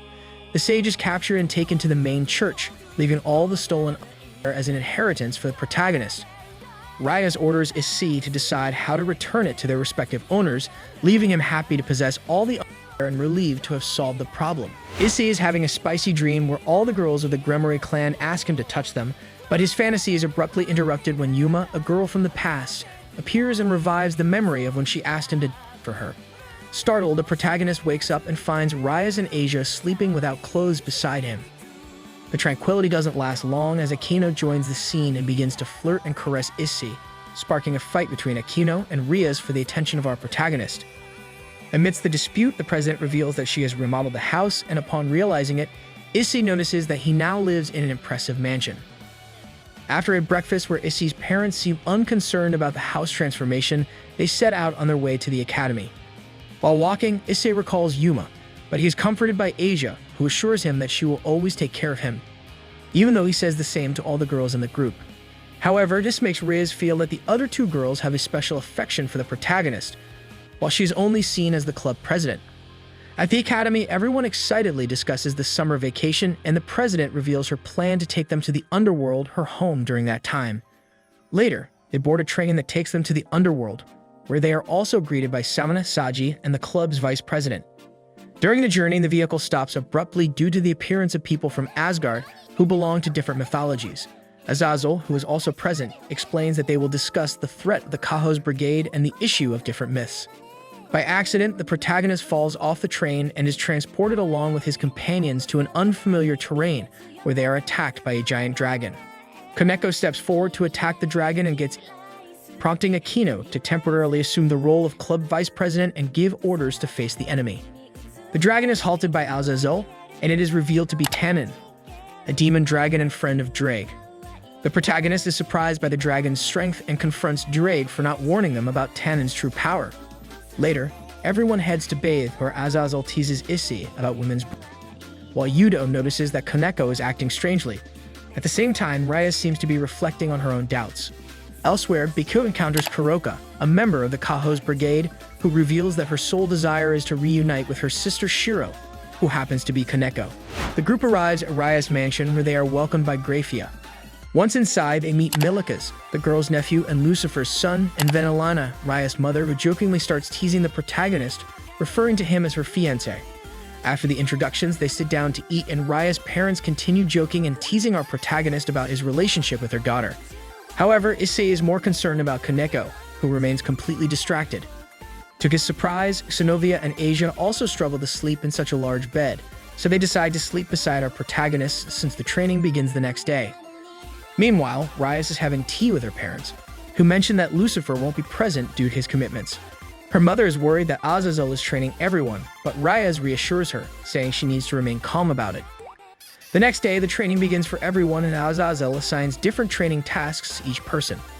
The protagonist is trained by Tannen, Akeno by her father, Rias focuses on reading, Hyoudou receives guidance from someone else, and Gasper is tasked with going out on the street alone for 8 days. On the third day of training, Issei struggles to dodge Tannen's attacks, but as Tannen leaves, a mysterious man confronts him, assuring him that no matter how hard he tries, he will never become a dragon. With a powerful strike, he shatters the ground and departs. After the 8 days of training are over, the protagonist tearfully confesses to Rias how much he missed her, but Azazel explains that he has only strengthened his resistance and hasn't achieved the balance breaker yet, so he needs a drastic change. Before heading to his room, Issei goes to see Kaneko, who is sleeping peacefully and notices that she has ears and a tail. Issei enters the girl's room, where she tells him that she needs to explain something. She tells him the story of 2 twin cats, one adopted by a demon who couldn't control its power and its master, and the other who was going to be killed to prevent tragedies but was saved by Satan and given to Rias. It turns out that Kaneko is that cat belonging to the Nekoshu clan, a descendant of the Yukai family, and she controls the art of the sages. Finally, the anticipated reception arrives and everyone witnesses the presence of Lucifer, who awaits the arrival of Michael. Azazel informs him that he has sent Barachil to bring Odin, despite the disapproval of many Norse gods for the alliance with the demons, leading some to join the Chaos Brigade.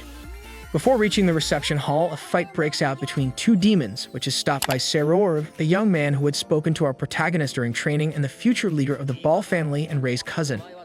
At that moment, Ravel Phoenix, Razor's sister, approaches our protagonist and gives him a gift as a symbol of friendship, leaving him puzzled.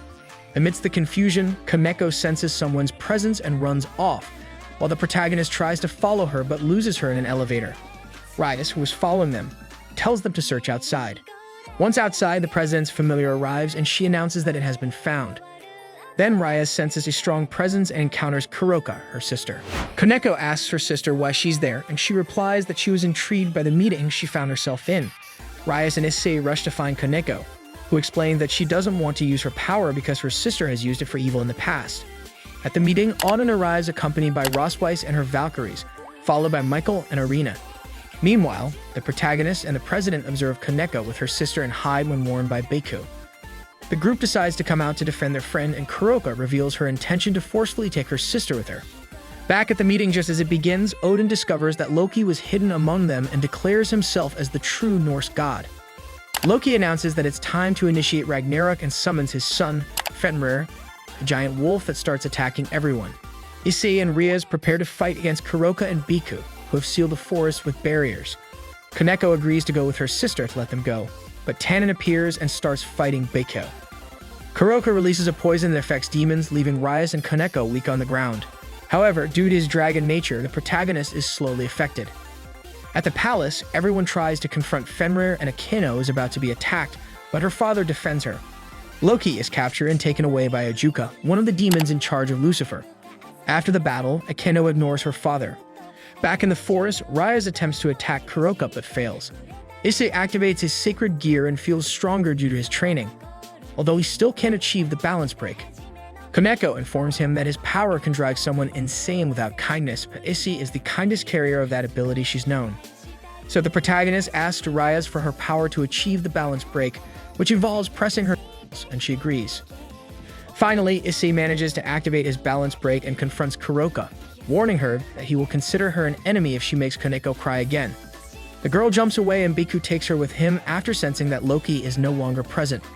Later, Rias informs her brother about what happened in the forest, and he praises her for her maturity and for taking care of her family. In the bathroom, Akeno tells Kaneko that it's difficult to have his sister as an enemy, but she is determined to become stronger. Later, Issei encounters Rias while searching for the bathroom, and they talk. He notices that she always watches him during fights. In the end, the Norse god and the others gathered contemplate the possibility of Loki's return, and Odin rises to assume the responsibility as the main god of the Norse realm. We see the members of the Gremory clan along with Sona watching as a seal is being released. Then we are transported to the palace where everyone is gathered, and we discover that they went to see the seal being released because it was Loki. Both Rias with her clan and Sona with Saji and her queen offered to go to buy time for the palace residents until Mjolnir arrives, as they knew Loki would return and that weapon could defeat him. Rosweiss joins them upon hearing this, as does Arena. Before being teleported, they are given Phoenix tears to escape quickly. When they arrive at the location, Loki breaks free from the seal, and they decide to stop him. However, he summons Fenrir, his children Hadi and Skull, and Midgard Zorn, who attack the group, initiating an intense battle. The protagonist activates his balance breaker and realizes that everyone has grown their powers. Even Arena has become an angel. With determination, they begin to defeat the beasts one by one. At that moment, Kameko accepts her powers and reveals her cat ears and tail, while Akeno spreads her wings as a fallen angel. Saji releases the powers of his sacred gear as Azazel taught him, and it seems like they are gaining the upper hand. However, Loki unleashes his power as a god and starts destroying space-time, gravely the group. Sona uses the Phoenix Tears to heal them and continue fighting. Just then, Mjolnir appears and Ross Weiss explains that it can only be wielded by the Red Dragon Emperor. Our protagonist Issei prepares to take Mjolnir, but he's bitten by one of Loki's wolves, leaving severe wounds on his body. Issei falls to the ground and Rias rushes to him. Issei apologizes for failing her once again and tells her that he needs to grab Mjolnir, but in that instant, it appears that he... This infuriates the other members, who start fighting and crying for their friend and manage to defeat the beasts. However, Loki begins to launch another god-level attack to destroy space-time, heralding the beginning of Ragnarok. At that moment, a massive aura emerges from Rias, who assures the protagonist that she won't allow him to die, and furiously yells at Loki that she doesn't care if he destroys the world, but she will never forgive him. Loki watches as the aura increases Rias' destructive power while she speaks to Issei's body. Sona tries to approach to stop her, but the aura prevents it. At that moment, the gift that Ravel Phoenix gave to the protagonist falls, surprising the president. Loki orders Fenrir to finish them off, but he is captured by the magical chains summoned by Kuroka, accompanied by Arthur. Kuroka threatens Loki with the sacred sword Goldbrand, which could harm him, and informs him that by order of Valley, they will take Fenrir, as his fangs can gods. They manage to deceive him and take away his son. When the protagonist uses his sacred gear and increases the size of Mjolnir, Loki realizes that he is still alive thanks to the Phoenix Tears that Ravel gave him. The boy manages to defeat Loki with Mjolnir, although Loki curses them before being defeated. Then Midgardsorm attacks the vice president, but Hyoudou saves her and Sairaorg destroys the monster with a single blow. Rias' cousin, impressed by the way Issei fought, asks him for a strength match in the future. Valley's team takes Fenrir away and reveals that they only needed him, not Loki. Meanwhile, Odin, Azazel, Michael, and Lucifer discuss the decision to use Mjolnir by the Red Dragon Emperor. After leaving Rias' mansion, the group says their goodbyes and discovers that Graphia is Lucifer's wife and Milikis' mother. On the train back, Kameko becomes very close to the protagonist and feels safe sleeping in his lap. Akeno asks the president for permission to have a day with Izzy to talk to him once things are cleared up. The next day, everyone is at the protagonist's house doing their vacation tasks. Akeno enters his room to help him with his homework and talk about her plans to improve her dress breaker technique. Then she invites him to go out, and they have a fun date. However, they discover that the girls are spying on them, and they start running and hiding in a hotel district. Meanwhile, Odin appears with his Valkyries and Betrayal, Akeno's father. He goes to Issei's house to talk to Rias and Azazel about Loki's attack, but the latter assures that Betrayal will protect the house well. Betrayal wants to scold Akeno for secretly meeting with Issei, but she confronts him about her mother's and denies that he is her father.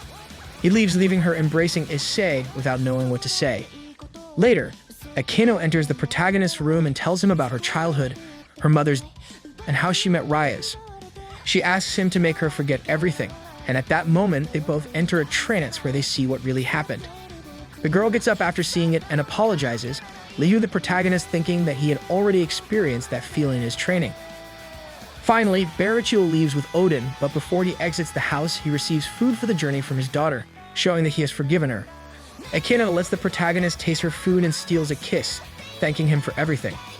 Then we see Betrayal on the magical train, remembering his wife, Shuri. The holidays come to an end, and the protagonist laments not fully enjoying them due to his training.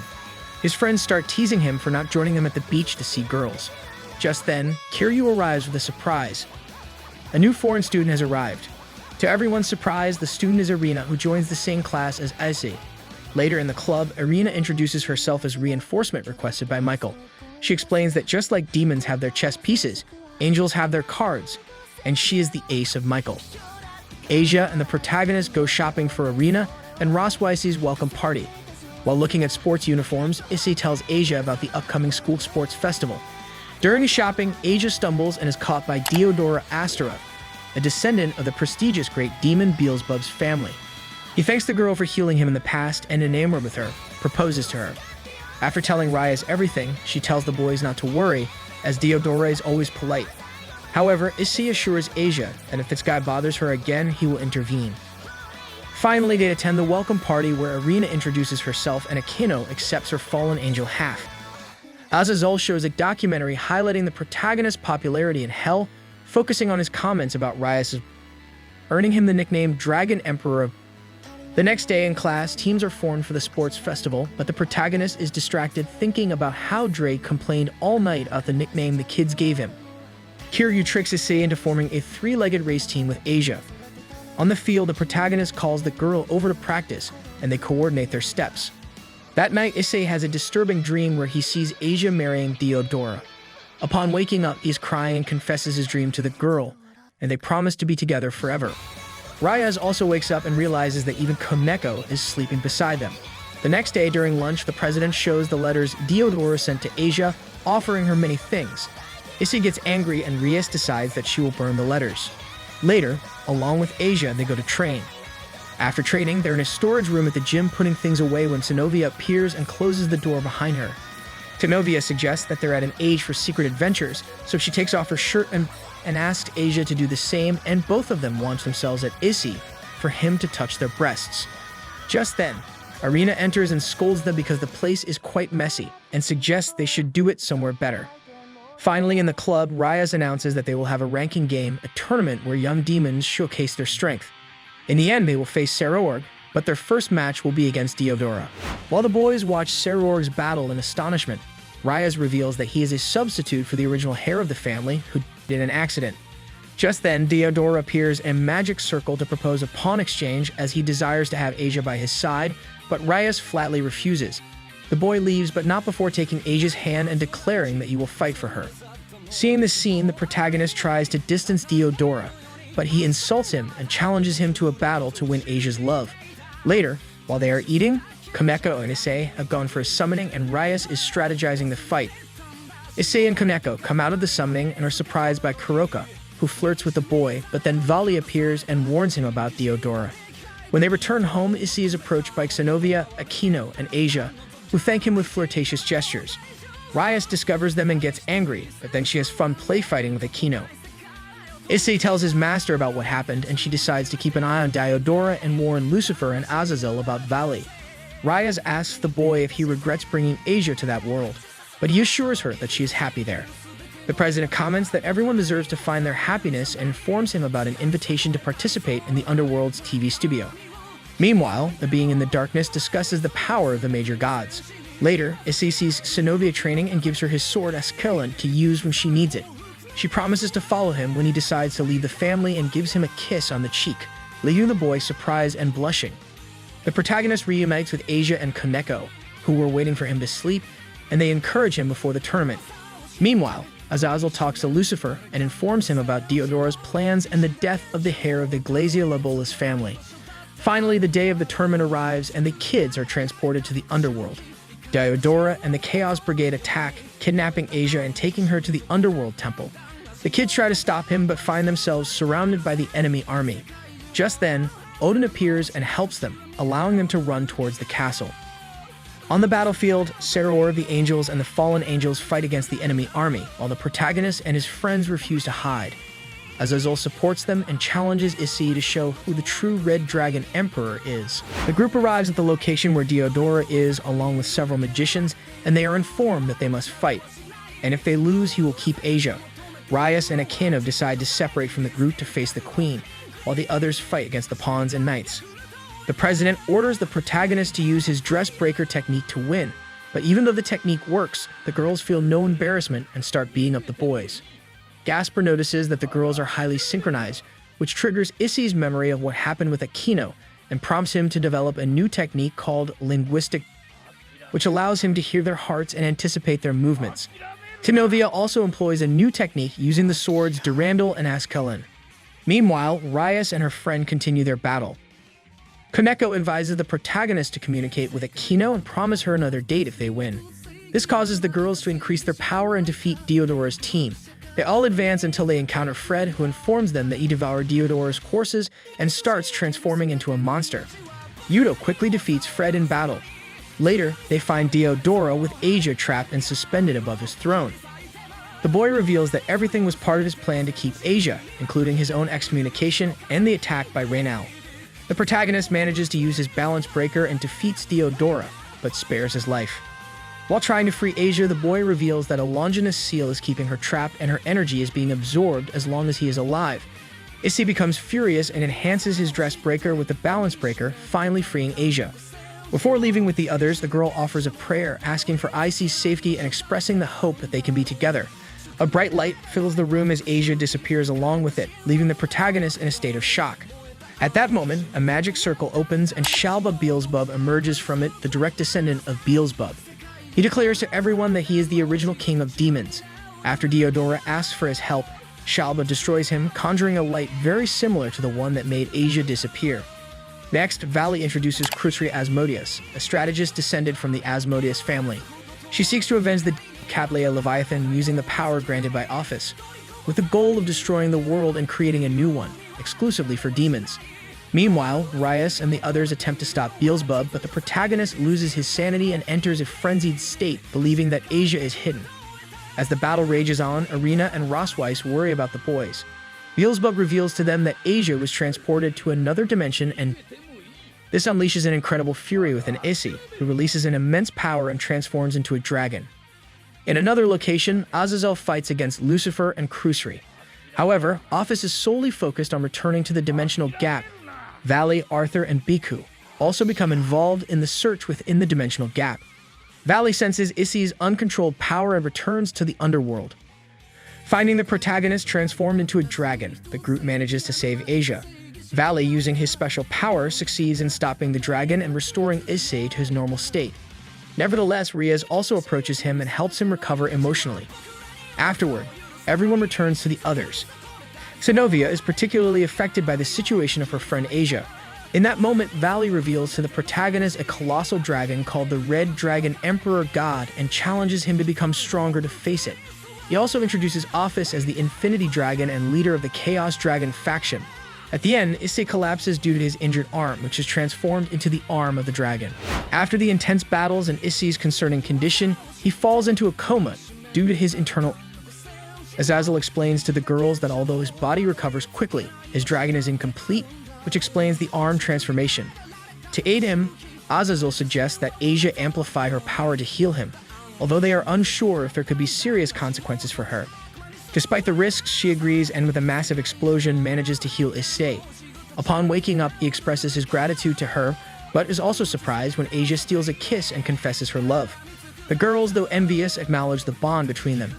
Meanwhile, Lucifer and Azazel discuss the downfall of the Chaos Brigade faction and the true intentions of Valley and Office. They assume that the appearance of the Red Dragon God was due to Loki and his attacks. On the other hand, after having a meal, the group rests, and Issei apologizes for making them skip classes. Rosweiss laments Odin's abandonment. Subsequently, we see the girls bathing while Rias reflects on her feelings after witnessing the kiss between Issei and Asia. The next day, Issei practices the three-legged race with Asia.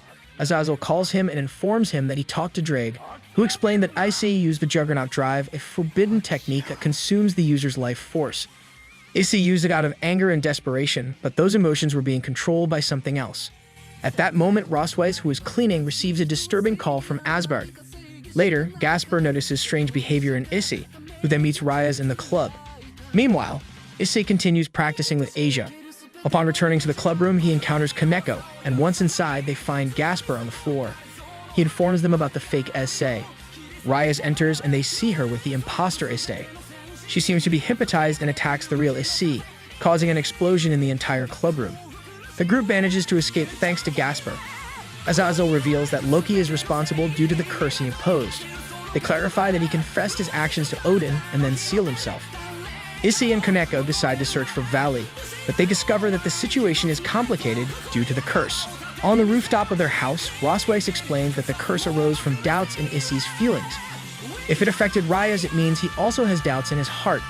Issei decides to clarify his feelings with Rias. In a hologram message, Lucifer informs them that they will do their best to search for Issei's sister in the dimensional gap, although it's a dangerous mission. Issei asks Kaneko to contact her sister since he wants to find Valley. Lucifer explains to Issei and the others that the Chaos Brigade continues to attack, and forming an alliance with Valley amidst the war might not be the best option. Although Issei wants to save Rias, Azazel asks him if he's willing to stop being a demon to do so, but he adamantly refuses. Issei is determined to rescue his master no matter the consequences, and the other boys also join him, each giving their own reasons for standing by their friend. Finally, Lucifer agrees and Azazel magically gives something to Issei. Kaneko and Issei try to contact Kuroka to take them to Valley, but they are being monitored by the Gremory clan, who are ready to intervene if necessary. Kuroka appears but refuses to take them to Valley unless they hand over her sister, a proposition Issei rejects. At that moment, the girl attempts to leave, but Issei grabs her and insists. Kuroka calls Valley, who arrives along with Biku and Arthur. Valley agrees to take them to the dimensional gap, but warns that he can't promise their return as it's a dangerous mission. Valley orders Arthur to take them, and Arthur summons the holy sword Kalbrand, belonging to the Pendragon family. Before they leave, Azazel gives Asia her sacred gear, Fafnir, as an apology for her capture because of him. Everyone is transported to the dimensional gap, and Arthur encases them in a barrier that gives them an hour to find Rias. He tells them that they need strength in their hearts to succeed. Akeno suggests they must believe Rias will appear, and to everyone's surprise, Rias emerges, but she's being controlled. Rias begins to unleash her destructive power, but Asia activates her sacred gear, Fafnir, to protect them. However, Rias continues to fight against them, and Akeno realizes her aura resembles Issei's, explaining why Loki is able to control her. Desperate to save Rias, Issei prepares to battle her, and while they manage to have a conversation amidst the confrontation, Arthur's barrier breaks, and they all fall into the abyss while witnessing Rias continuing to fight against Issei. While they're fighting, Issei recalls everything that has happened and realizes that everything he does is for Rias, his most precious person. Amidst the battle, Issei manages to connect with Rias' heart and breaks the trance she was in. However, the fake Issei appears and transforms into an out-of-control emerald dragon. The other boys have returned to their dimension, and Azazel explains to them that Loki was able to manipulate a fragment of Issei's dragon to duplicate it.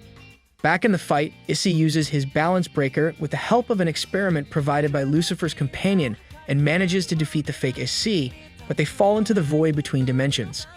Issei and Rias are falling when they see the divine dragon Drake passing by, who indicates that he will guide them.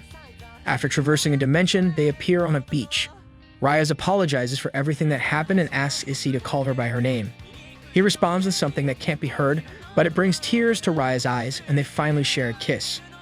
Upon returning to the others, it's late and everyone welcomes them joyfully, although they don't fully remember what happened during the battle.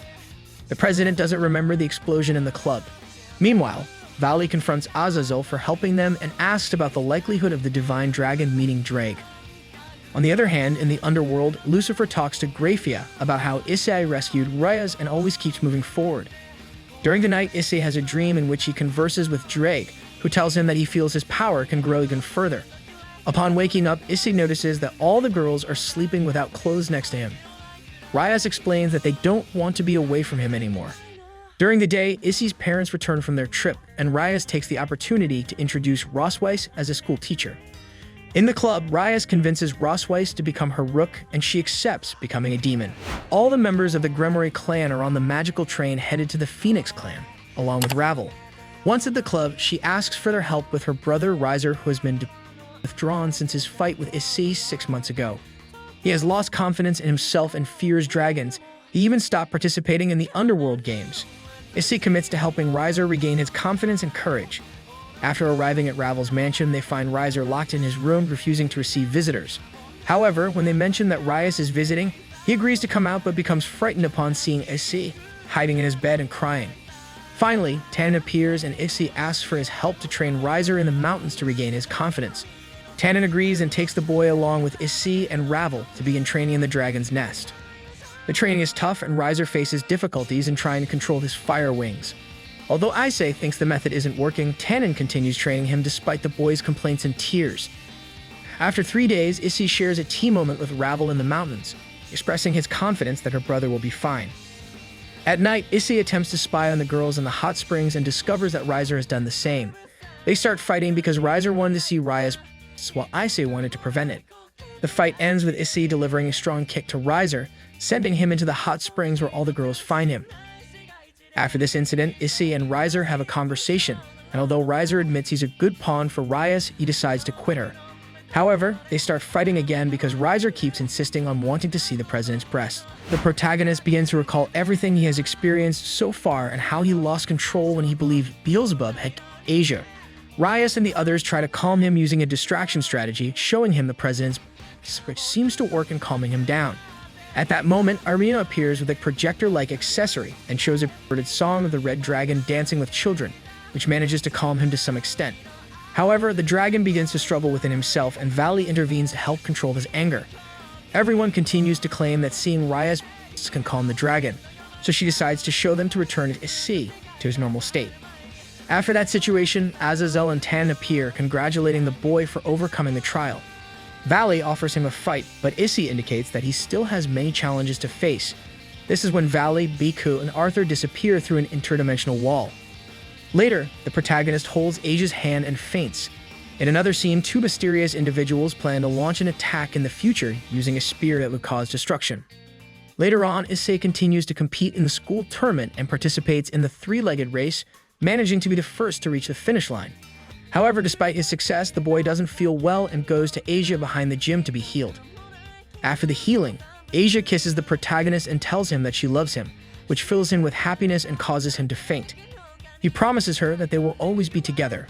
Akeno appears, showing her to Issei and asking him to let her be for 2 days. The protagonist refuses, indicating that she's his senior. Rias arrives and comments that her friend has become rougher. Kaneko offers to give treatment to the boy, and Asia joins in, saying that they always leave her behind. It's then that Rias jumps onto Issei, and her land on his face. Later, the girls discuss the places they will visit during the trip. Meanwhile, the boys have everything prepared, but Kaneko interrupts Issei to take him to a private room, where she undresses and reveals her tail and ears. However, Rias arrives and stops the situation, stating that this isn't the proper treatment and that they should follow the procedure before the trip. In another scene, all the girls are at a large table with Rias' father, where they talk about the school trip, but the protagonist gets distracted by looking at Rias' mother's. Walking through the castle, the boy encounters Lucifer and Sairaorg, who mention that they've been training and will allow them to use their abilities for combat. They then ask Issei for a small demonstration of how he fights. In the training field, Issei and Sairaorg spar. The red dragon attacks first, but Issei is very fast, managing to hit him without the boy feeling his arm. Then they have a more serious confrontation and both get injured. Sairaorg states that it's an honor to fight against Issei, but the protagonist wants to attack him again, although his punches don't affect Sairaorg, which further infuriates him. Just as they were about to deliver the final blow, Asia shouts that if he touches, he'll become stronger, so they ask Rias to show her. Before he can touch them, Sairaorg interrupts the battle to prevent Issei from unleashing his full power and taunts him. Lucifer approaches Issei and praises his progress, encouraging him to keep training. The next day, Rias bids farewell to everyone and before leaving, steals a parting kiss from the protagonist, wishing him to have fun during the trip. Azazel tells the protagonist that to achieve maximum power, he must seek answers within himself. While he is lost in thought, Zenobia interrupts him. Later, Issei and Zenobia return to their seats, and he points out that it's not right for her to whisper to him while he's lost in thought. Hyoudou also approaches and comments about the trip, recalling that Issei has fought against gods. The protagonist blushes and admits it was a tough battle, receiving the same advice from Beelzebub on how to increase his power. Hyoudou takes his leave and asks him to let him know if he buys a souvenir. The protagonist continues lost in thought when he hears a voice revealing that everyone in the room are former possessors of the red dragon, but they cannot be heard due to their own light. Suddenly, a woman named Elsha appears, claiming to have been a powerful possessor who defeated 2 white dragons. She hands him a small box and a key appears on his chest, indicating it's Pandora's box and he must use it responsibly. Upon opening the box, he returns to reality and the voice says that what was inside it escaped, but it will return when he's ready. His friends interrupt him and start playing. Upon arriving at their destination, they hear a woman scream, pursued by someone who wants to touch her. In their rooms, Issei notices his is the oldest part of Rias' plan for more privacy when discussing confrontations. In the city, everyone explores, and upon entering a temple, Issei is chased by a girl with fox ears and tail who believes he can bring her mother back. Although he denies knowing anything, she insists. The girls appear to help him when he's about to be attacked, and the protagonist activates his balance breaker to defeat the girl and her guardians. Back at the lodging, Issei tells Azazel what happened, and he promises to be more alert. That night, Issei tries to see the girl's bath, but Rosweiss stops him with a spell. However, he breaks it and insists on seeing the girls, so they face off again, tearing Rosweiss's clothes. Later, Rias, Akeno, and Kaneko fight in a shower over who has the biggest and which ones Issei likes the most. In the protagonist's room, Rosweiss scolds him for his and Azazel appears to tell them that the Demon Lord's daughter is looking for them. Afterward, they all have dinner together, and Sona informs them about the disappearance of the Nine Tails leader, possibly related to the Chaos Brigade. Azazel promises to supervise the students more closely and tells them to enjoy the trip. Hyoudou Issei and Rias face the Chaos Brigade, where the protagonist gets but suddenly wakes up. He starts training on his second day of the trip with his friends Hyoudou and Rias. During their stroll through the city, they arrive at an impressive temple where Xenovia is fascinated by the architecture. However, they hear screams from a woman being by a man. They approach to see what's happening and find a group of people with fox ears and tails. The protagonist gets ready to attack, but Roswei stops them, explaining that they come in peace, and she leads them to the leader of the fox people, the Nine Tails leader. The leader apologizes for attacking Issei, and he accepts her apologies. Later, everyone gathers and discusses the cause of the Nine Tails leader's kidnapping, concluding that it was because she was meeting with a disciple who never arrived, suspecting the intervention of the Chaos Brigade. The leader asks for their help to find her mother, and despite Issei having thoughts, he puts them aside to focus on the task.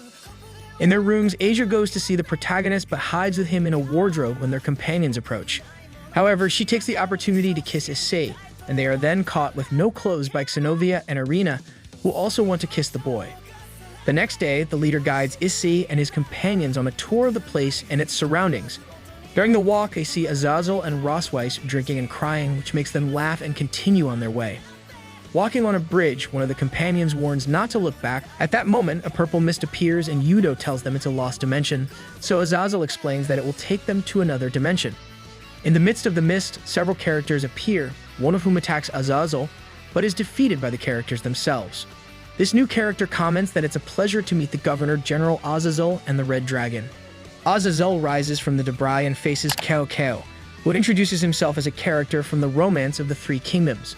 The leader of the Three Tails reveals that they have taken her mother, and she is surprised to discover that Cao Cao is a subject of experiments and is only there to fight Azazel and Issei. The man demands the return of the leader's mother, but Cao Cao responds that they will have to take her by force. During the fight, another mysterious character attacks and creates mud monsters to weaken their opponents. Meanwhile, the protagonist organizes an attack plan to protect the girls. Azazel confronts the bearer of golden armor, while Issei uses his linguistic ability to anticipate attack movements and disarm his enemy. Amidst the battle, a demon exorcist from the Gregory family appears with several holy swords. Although Azazel stops the fight, Cao Cao reveals that his goal is to bring out the potential of humanity. Then, through the waters, God Magog, the war machine created for destruction, rises. However, out of nowhere, Lifa, a mage from Team Valley, appears and tells Cao Cao that Valley will punish him for meddling in his affairs.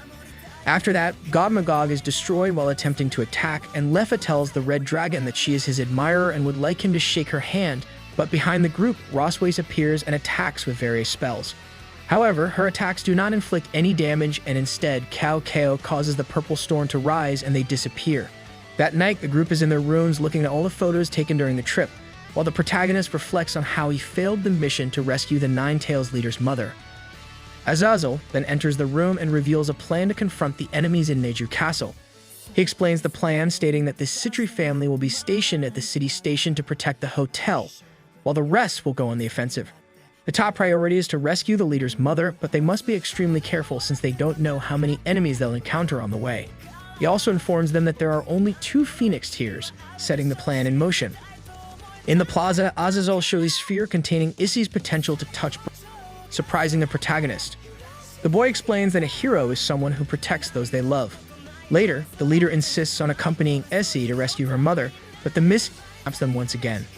Hyoudou helps guide them through the directions while the protagonist activates Balance Breaker. At that moment, a mysterious character, a shadow manipulator, appears and captures the Red Dragon with shadow-made ropes. The shadow manipulator begins to attack, but the protagonist frees himself, spreads his wings, and shields the Nine Tails leader with one of them. As they battle, Issei activates the dragon's fire and finally defeats the enemy. Later, they arrive at the palace where they will find the other kids, and there they encounter Cao Cao, who has the leader's mother captive. He activates yokai power within her, turning her into a powerful demon, as he plans to use her along with the city of Kyoto to summon the divine dragon and eliminate it, allowing his boss to enter this world. However, Issei interrupts and declares that they will stop him, ensuring that the divine dragon does not harm anyone. Xenovia invokes the power of her sword, causing the other group to sink. Jorg appears and Cao Cao initiates an experiment to activate the Nine-Tails Fox, which will serve as bait to attract the Divine Dragon. The protagonist asks Saji to prioritize freeing the mother from the fox spirit's influence, while he transforms into a richer dragon and asks the leader to protect Asia with his balance breaker. Meanwhile, Rias and the girls lament that the boy hasn't communicated with them for a long time and talk about how much they miss him. In different confrontations, Xenovia duels with the Exorcist in a sword battle, Arena fights Blade by summoning a Dragon of Swords, and Rosweiss faces off against another combatant, managing to counterattack. Finally, Issei confronts Cao Cao once again, and although he cuts off one of his arms, Cao Cao replaces it with Phoenix Tears and defeats him. Meanwhile, the protagonist's friends are rendered unconscious by Cao Cao's team, who takes pride in the great fight. As Issei feels defeated and fades away, Elsha tells him in a thought that he hasn't applied his dragon power in his own way. On the battlefield, silhouettes of people seeking peace appear, which transforms into a spell that causes the protagonist to summon Rias as his personal holder. At that moment, Rias appears as summoned by Issei, descending confusedly from the sky. Elsha instructs the protagonist to touch the girl's to gain her power. Hesitating, the boy does it, and Rias returns to the sky, but within him, a supreme energy is activated, a feeling he had experienced before. Then Issei has a thought with Elsha, who tells him that she will separate from his mind because he is ready and has his friends. The fight begins, and the protagonist activates the balance breaker, unleashing great power. He attacks his opponents, but they manage to dodge his blows in astonishment. Issei heads to confront Cao Cao, and even though Cao Cao attempts to defend himself, he fails, causing him damage. Once he recovers, Cao Cao comments that Issei made a forbidden move, and it's then that a dragon named Yulong appears, along with the first-generation Buddhist master Son Goku, who stops the attacks and spells of the opponents. Cao Cao is scolded by the master, and the fight is halted. The protagonist decides to help free the mother of the Nine-Tails Fox, who is possessed. After calming the situation, the boy casts a spell on the leader and her mother, reverting their demonic form. Finally, everyone agrees to a truce and alliance to free Kyoto from evil, and the young ones return home by train. Back home, Rias and the girls are annoyed for not being informed about the attack, but they eventually accept that it was a good fight. Sairaorg comments on the new power of the Red Dragon and hopes he fulfills his promise after having fought against the leader of the hero faction and survived. At a concert, Issei enters the stage where everyone is performing a scene pretending that Rias is. During the performance, the Red Dragon is seen fighting, dramatizing how he touches the queen's breasts and wins the battle. And just when they think the performance is over, Kameko appears dressed as Hellcat. In the dressing rooms, the boys take off their costumes and Irina enters, asking the protagonist for help in taking off her dress. At that moment, the dress rips, and she tells him that he will have to bear her first child. All the girls enter saying they want Issei's gems, but Rias sends them to work. Offstage, a child cries because he couldn't make it to the show, so Issei goes to him and gives him an autograph. The organizer warns him that he can't do that with every child. In the dressing room, Rias is with Issei and her mother enters. She tells the protagonist not to call her Rias' mother, just mother, and that it's okay for him to love her daughter since it's a good master-servant relationship. Then Rias leaves the room saying he shouldn't be thinking about other things. At school, Ravel appears as a new student but leaves the classroom because everyone is her. Seeing this, the protagonist asks Kaneko to help her, but she refuses, so he asks Gasper, but he also refuses. Later, Rias and Issei go to the underworld hospital, where they find Sairaorg, a powerful lion tamer. They visit Sairaorg's mother, Miss Ball, who is sick and in a coma due to a rare and demonic disease. The butler asks the protagonist to use his technique to hear the mother's thoughts through her breasts. Although Issei apologizes for not being able to help more, Rias thanks him for trying. Sairaorg also thanks him and assures that he will face Issei with confidence and defeat his opponent. Back home, Rias affirms that she now sees that the protagonist is a worthy man. Everyone is training. Xenovia and Rosweiss are sparring with swords and spells to perfect their powers. However, Ross asks for a break to avoid accidentally hitting the protagonist with one of her attacks. Ravel offers a new strategy to Hyoudou and Issei, who agree that it's a good idea since confusing the enemy can be effective. Rias interrupts and suggests creating new rules for the game as Sairaorg requests that they compete without restrictions. Before the interview, Hyoudou comments that Gasper looks good as a woman, but Gasper becomes flustered and doesn't want to appear on television as he doesn't feel prepared. Meanwhile, Issei worries about Rias as she seems absorbed in her thoughts. A character presents himself to them for the interview and Saji arrives, greeting them and saying that they are now in the spotlight. They are introduced as the Gremory family, and it's announced that they will compete against the Ball family. Rias and Sairaorg accept the challenge, and the questions begin for both families. After the interview, the protagonist thinks about taking a shower, and suddenly his master appears completely no clothes. He feels nervous and tries to leave, but she asks him to stay, assuring him that he's used to seeing her body. Rias tries to be intimate with Issei, but he feels paralyzed and contemplates whether he should prepare himself to be with her. In the end, he calls her president, which annoys her, and she leaves angrily. Later, Saji and Gasper give good news to the protagonist, saying that everything's going well, although he feels useless for not being able to support them in the upcoming battle. However, Issei reassures him, saying that everyone has an important role to play. All the boys study their opponents and notice that there is a pawn who has never participated, but they will be attentive to their strategies. Azazel tells them that everyone is on a higher level now and they should trust in their abilities. Then Ravel's mother appears and entrusts Rias and Issei with her daughter's care, believing that the Red Dragon will look after her and reminding him that he's a free piece.